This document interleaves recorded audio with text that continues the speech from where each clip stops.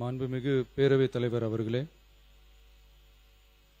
நமது அரசால் பெண்கள் பயன்பெறும் வகையில் அவர்களின் முன்னேற்றத்திற்காகவும் பாதுகாப்பிற்காகவும் பல்வேறு திட்டங்கள் தீட்டப்பட்டு இதுவரை சிங்கப்பெண் சிறப்பு அதிரடிப்படை திட்டம், தாய்மாமன் தங்கமோதிர திட்டம், வெற்றி மகளிர் ஆடுகள் வளர்ப்பு திட்டம், அண்ணனின் சீர்திட்டம் போன்ற திட்டங்கள் அறிவிக்கப்பட்டு அதற்கான நிதி ஒதுக்கீடும் செய்யப்பட்டு நடைமுறைப்படுத்த நடவடிக்கைகள் மேற்கொள்ளப்பட்டு வருகிறது. மேலும் நமது அரசு மக்களின் வாழ்வாதார முன்னேற்றத்தினை முதன்மை நோக்கமாக கொண்டு வெற்றி தொலைநோக்கு திட்ட ஆவணத்தினை வெற்றி விஷன் டாக்குமெண்ட் வெளியிட்டுள்ளது. அந்த திட்ட ஆவணத்தின் அடிப்படையில் இலக்கு நிர்ணயம் செய்து பல்வேறு திட்டங்கள் அடுத்து வருகின்ற 1ஆம், 3ஆம் மற்றும் 5ஆம் ஆண்டிற்குள் நிறைவேற்றத்தக்க திட்டங்களாக வகைப்படுத்தப்பட்டுள்ளது. சிறப்பினமாக பெண்கள் பயன்பெறும் வகையில் பல்வேறு திட்டங்களுக்கு செயல் வடிவம் கொடுத்து இவ்வரசு நிறைவேற்றும். கடந்த 4 மாதங்களாக வளைகுடா பகுதியில் நிலவி வரும் போர் சூழல் காரணமாக எரிவாயு சிலிண்டர் கிடைப்பதில் தட்டுப்பாடு நிலவி வருகின்றது. இதனால் மாற்று எரிபொருளை பயன்படுத்தி வருவதாலும் எரிவாயு சிலிண்டர் விலை உயர்வினாலும் பொதுமக்கள் தங்களது வருவாயிலிருந்து கூடுதலான தொகையினை செலவிட்டு இன்னலுக்கு ஆளாகி வருகின்றனர். இதனை கருத்தில் கொண்டு நிதி நெருக்கடியான சூழலிலும் பொதுமக்களின் நிதி சுமையினை குறைக்கும் வகையிலும் பொதுமக்களின் நலனை பாதுகாக்கவும் மக்களுக்கு அளித்த வாக்குறுதியை நிறைவேற்றும் நோக்கிலும் எரிவாயு சிலிண்டருக்காக செலவழிக்கப்பட்டு வரும் தொகையினை அவர்களுக்கு வழங்க அரசு முடிவு செய்துள்ளது.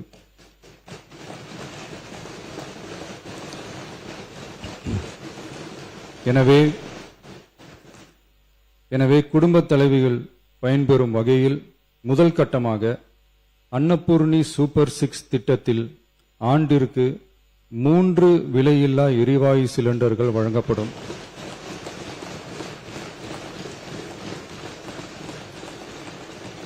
எரிவாயு சிலிண்டருக்கான விலை பயனாளிகளின் வங்கி கணக்கில் நேரடியாக வரவு வைக்கப்படும். இத்திட்ட பயனாளிகள் எரிவாயு சிலிண்டர் பதிவு செய்து சிலிண்டர் பெற்றவுடன் எண்ணெய் நிறுவனங்களிடமிருந்து பட்டியல் பெற்று சிலிண்டருக்கான விலை பயனாளிகளின் வங்கி கணக்கில் வரவு வைக்கப்படும். இத்திட்டத்தினால் சுமார் 1,30,16,104 குடும்பங்கள் பயனடைவார்கள்.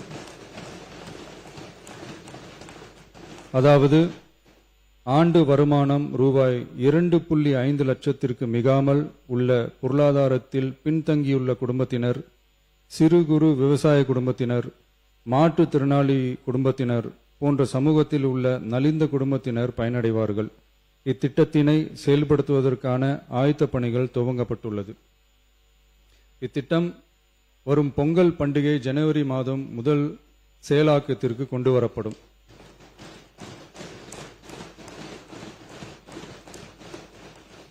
இத்திட்டத்திற்காக ஆண்டுதோறும் தோராயமாக 4000 கோடி ரூபாய் ஒதுக்கீடு செய்யப்படும் என்பதை மாண்புமிகு பேரவைத் தலைவர் வாயிலாக இந்த அவைக்கு தெரிவித்துக் கொள்ள விரும்புகிறேன்.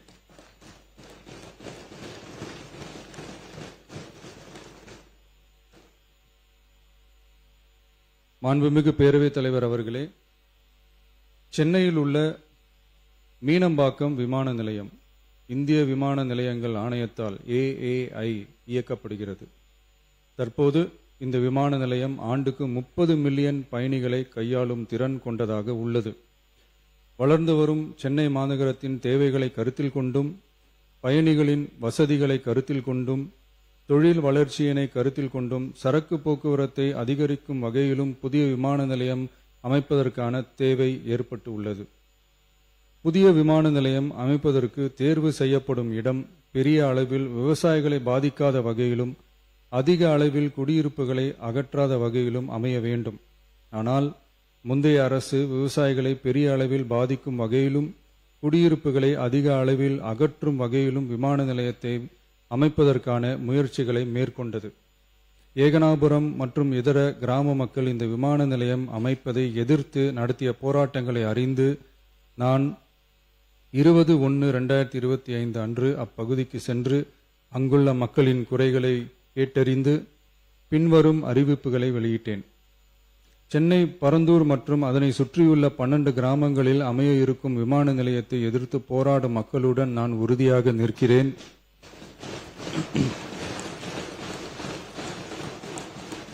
நீண்ட நாட்களுக்கு மேலாக இந்த திட்டத்திற்கு எதிராக போராடி வரும் விவசாயிகளுக்கு எனது ஆதரவை தெரிவித்துக் கொள்கிறேன்.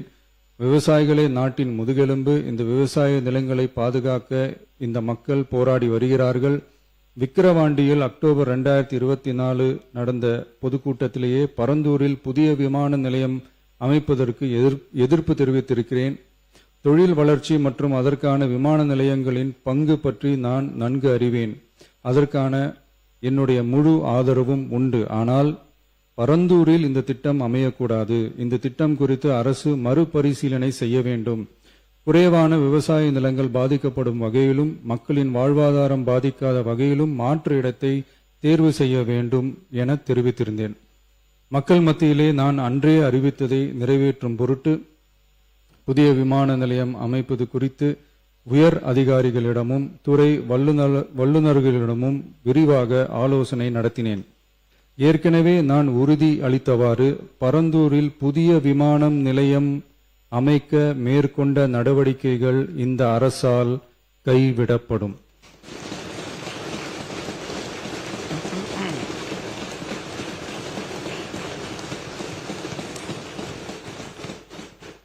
துறை சார்ந்த வல்லுநர்கள் மற்றும் கல்வியாளர்கள் ஆகியோர்களிடம் கலந்தாலோசித்து விவசாய நிலங்கள் மற்றும் குடியிருப்புகளுக்கு பெரிய அளவில் பாதிப்பு ஏற்படாதவாறு புதிய விமான நிலையம் அமைப்பதற்கான பொருத்தமான சில மாற்று இடங்கள் தேர்வு செய்யப்பட்டுள்ளன. அவ்விடங்களில் தொழில்நுட்ப ரீதியான சாத்தியக்கூறுகளை சம்பந்தப்பட்ட துறைகள் மூலம் விரிவான ஆய்வு மேற்கொண்டு புதிய விமான நிலையத்திற்கான இடம் விரைவில் இறுதி செய்யப்படும்.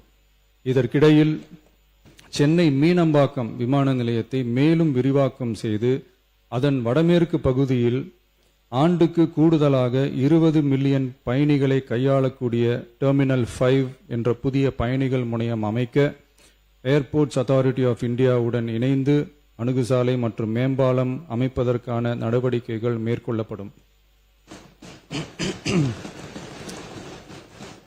சென்னை மீனம்பாக்கம் விமான நிலையத்தில் தற்போது நடைபெற்று வரும் டெர்மினல் 3 பயணிகள் முனையம் கட்டுமான பணிகள் முடிவுற்ற பின் ஆண்டுக்கு 35 மில்லியன் பயணிகளை கையாளக்கூடியதாக இருக்கும். மேலும் புதிய டெர்மினல் 5 பயணிகள் முனையம் செயலாக்கத்திற்கு பிறகு ஆண்டுக்கு மொத்தம் 55 மில்லியன் பயணிகளை கையாளக்கூடியதாக இவ்விமான நிலையம் இருக்கும். இதன் மூலம் சென்னை விமான நிலையத்தின் சேவைகள் மேம்படுத்தப்படுவதோடு பயணிகளின் போக்குவரத்து தேவை புதிய விமான நிலையம் அமைக்கப்படும் வரை பூர்த்தி செய்யப்படும்.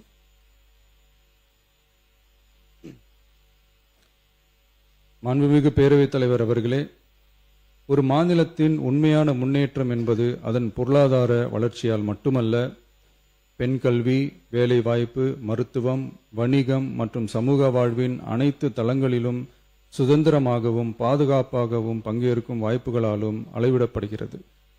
மகளிரின் பயண சுதந்திரம் அவர்களின் பொருளாதார சுதந்திரத்திற்கும் குடும்பங்களின் முன்னேற்றத்திற்கும் அடித்தளமாக இருக்கிறது. தற்போது செயல்படுத்தப்பட்டு வரும் மகளிர் கட்டணமில்லா பயண திட்டத்தில் மாநகரம் நகர்ப்புறங்களில் சாதாரண மற்றும் மலைப்பகுதி பேருந்துகளில் 40 கிலோமீட்டர் வரை மட்டுமே பயணம் செய்ய அனுமதிக்கப்பட்டு வருகிறது. எக்ஸ்பிரஸ், எல்எஸ்எஸ், டீலக்ஸ் பேருந்துகள் மற்றும் புறநகர் பேருந்துகளில் கட்டணமில்லா பயணம் அனுமதிக்கப்படுவதில்லை.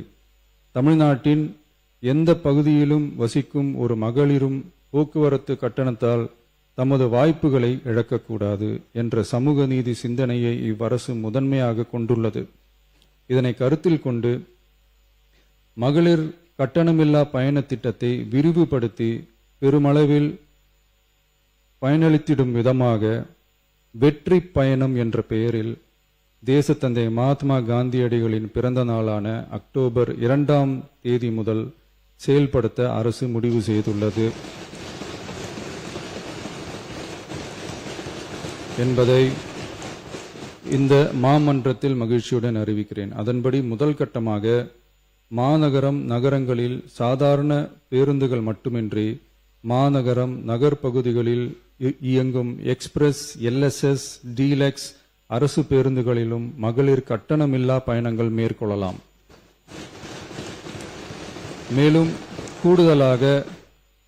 மேலும் கூடுதலாக மாவட்டங்களுக்கிடையே பயணம் மேற்கொள்ள ஏதுவாக புறநகர் மற்றும் மலைப்பகுதிகளில் சாதாரண கட்டண பேருந்துகளிலும் மகளிர் கட்டணமில்லா பயணங்கள் மேற்கொள்ளலாம். இத்திட்டத்தில் பயன்பெற வருமான உச்சவரம்போ மற்றும் மேற்கொள்ள விரும்பும் பயண எண்ணிக்கையிலோ கட்டுப்பாடுகள் இல்லை. வெற்றி பயண திட்டம் இதர சேவைகளிலும் படிப்படியாக விரிவுபடுத்தப்படும். இதன் மூலம் மாநிலம் முழுவதும் மகளிருக்கான எளிதில் அணுகக்கூடிய பொது போக்குவரத்து வசதி பெருமளவில் கிடைக்கும். இதன் மூலம் மாணவிகள் தொலைதூரத்தில் உள்ள கல்லூரிகளுக்கு செல்லவும், பணியிடங்களுக்கு செல்லவும், மருத்துவம் மற்றும் அத்தியாவசிய சேவைகளுக்கும் கட்டணமின்றி பேருந்துகளில் பயணிக்க இயலும்.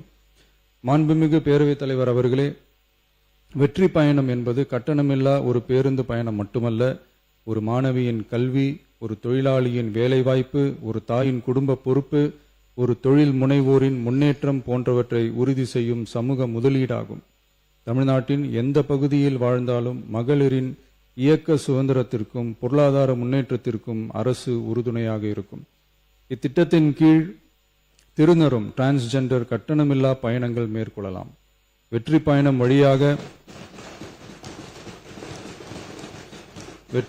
வழியாக மகளிரின் வாய்ப்புகள் விரிவடைந்து குடும்பங்கள் முன்னேறி சமூக நீதியும் சமத்துவமும் நிலை பெற்று வளமான வெற்றி தமிழ்நாட்டை உருவாக்கும் நமது பயணம் மேலும் வலுப்பெறும் என்பதை தெரிவித்துக் கொள்கிறேன். இத்திட்டத்தை செயல்படுத்துவதன் மூலம் ஆண்டுதோறும் தோராயமாக 6000 கோடி ரூபாய் செலவினம் ஏற்படும். நன்றி, வணக்கம். பேரவை விதி 55 கீழ் பால் விலை கொள்முதல் விலை மற்றும் ஊக்கத்தொகை உயர்வு குறித்து தமிழகம் முழுவதும் ஆர்ப்பாட்டம் என்பது குறித்த பொது முக்கியத்துவம் வாய்ந்த நிகழ்வு குறித்து விவாதிக்க வேண்டும் என்று மாண்பு உறுப்பினர்கள் ஏவா வேலு அவர்கள், மாண்பு உறுப்பினர் வசந்தம் கார்த்திகேயன் அவர்கள், மாண்பு உறுப்பினர் முன்னாள் முதலமைச்சர் எடப்பாடி கே பழனிசாமி அவர்கள், மாண்பு உறுப்பினர் அக்ரி எஸ் கிருஷ்ணமூர்த்தி அவர்கள், மாண்பு உறுப்பினர் OS மணியன் அவர்கள், மாண்பு உறுப்பினர் முக்கூர் என் சுப்பிரமணியன் அவர்கள் ஆகியோர் 55 விதிகள் அறிவிப்பு கொடுத்திருக்கிறார். அதை நான் தகவல் கோரலாக எடுத்துக்கொண்டு இந்த அவையின் முன் வைக்கின்றேன். மாண்புமிகு அமைச்சர் அவர்கள் ஏதாவது இது குறித்து பதில் சொல்ல விரும்பினால் பதில் அளிக்கலாம். மாண்பு உறுப்பினர் ஏவா வேலு அவர்கள் மென்ஷன் பண்ணலாம். பரந்தூர் விமானத்தை பற்றி அளவுக்கு சொல்லணும். இல்ல அரசின் இல்ல அரசின் சார்பில் மாண்பு முதல்வரோ அமைச்சர்களோ அறிக்கை அளிக்கிற போது விவாதம் கிடையாது. மாண்பு உறுப்பினர் இதை பத்தி மென்ஷன் பண்ணுங்க. பால் விலை குறித்து மென்ஷன் பண்ணலாம். நீங்க அது குறித்து ஒரு விளக்கம் சொல்ல வேண்டியதா இருக்குது. அப்புறம் சொல்லலாம். நீங்க குற்றச்சாட்டுல ஒரு விளக்கம் சொல்ல வேண்டியது. அந்த விளக்கத்தை நான் விதிப்படி படிச்சிடறேன் உங்களுக்கு. பொது முக்கியத்துவம் வாய்ந்த ஒரு பொருளை பற்றி அமைச்சர் பேரவைத் தலைவர் இசைவுடன் அறிக்கை ஒன்றை அளிக்கலாம். அறிக்கையின் மீது அப்போது எவ்வித விவாதமும் இருத்தல் கூடாது. அந்த விதிப்படி இப்போது அனுமதி இல்லை. அப்ப நீங்க இல்ல மானிய கோரிக்கை பேசுகிற போது நீங்க இடையில அதை சொல்லலாம். மானிய கோரிக்கை பேசுகிற போது நீங்க சொல்லலாம். உட்கார நீங்க பேசுங்க. 55 விதியின் கீழ் கவன ஈர்ப்புக்கு நான் உங்க பேரை படிச்சுட்டேன். நீங்க விருப்பப்பட்டால் நீங்க பேசலாம், இல்லாவிட்டால் அடுத்த உறுப்பினர் அழைத்து விடுவேன். கவன ஈர்ப்பு பற்றி குற்றச்சாட்டு இல்ல ஒரு விளக்கம் வேண்டாம். எந்த விளக்கத்துக்கு நான் அனுமதி அளிக்கவில்லை. 55 விதியின் கீழ் உங்க